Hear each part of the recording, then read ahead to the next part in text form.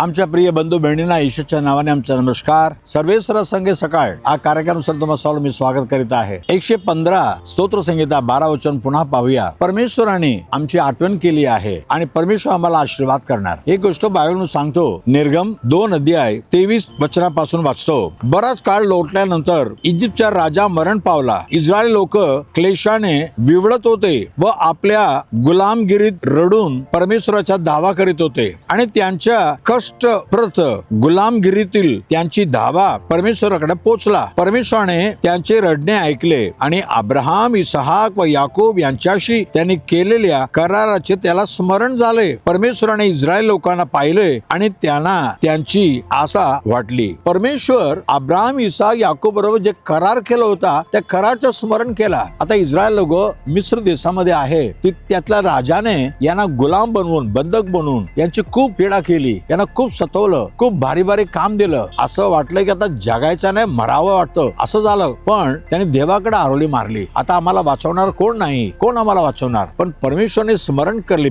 केव्हा आणि काय स्मरण केली. त्यांनी पहिलंच करार केलेलं आहे की माझा लोक संकटात असणार, मी त्यांना सोडवणार आणि त्यांना मध आणि दूध वाहणारा असं सुंदर कानान देशामध्ये पोहोचवणार. ती त्यांनी आठवण केली. आणि तसंच निर्गम 3:7 मध्ये परमेश्वर म्हणतो, मी माझ्या लोकांचे कष्ट पाहिलं, त्यांना पाहिलं. आता त्यांना या मिस्रीच्या संकटातून सोडून त्यांना दूध मध वाहणारा त्या गाणा देशामध्ये पाठवण्यासाठी मी उतरले आहे. आता मोसा तू ये, तू घेऊन ये लोकांना. परमेश्वर त्यांना सोडवणार, पण मोसाला नाव भेटणार. बघा तसं मोसा गेला, देवाने सोडवलं आणि त्याला सुंदर देशात पोहोचवलं. माझ्या प्रिय बंधू बहिणींनो, तुमच्या जीवन असं परमेश्वर करणार. तुमची आरोळी आणि तुमचे रडणे परमेश्वर ऐकणारा परमेश्वर आहे. आपण प्रार्थना करूया. पवित्र देव बाप्पा, इस्रायल लोकांसाठी आणि त्यांच्या प्रार्थना तू ऐकून त्यांना त्या संकटाच्या, त्या मिस्र देशातून सोडून दूध मध वाहणारा चांगला देशामध्ये नेला. तसं आज कामामध्ये संकट आहे, धंद्यामध्ये संकट आहे, कुटुंबामध्ये संकट आहे. या संकटातून आम्हाला सोडवणारा कोण आहे? परमेश्वर आमच्या आठवण करणार नाही का? कोणी आम्हाला आठवण करत नाही, पण इस्रायल लोकांना आठवण केले. परमेश्वर यांना आठवण कर प्रभू. यांच्या सर्व संकटातून, पीडेतून त्यांना बाहेर काढ प्रभू राजा आणि उत्तम जागा आणि उत्तम जीवन त्यांना दे प्रभू राजा. यापेक्षा चांगलं जीवन तू देणारा परमेश्वर आहे.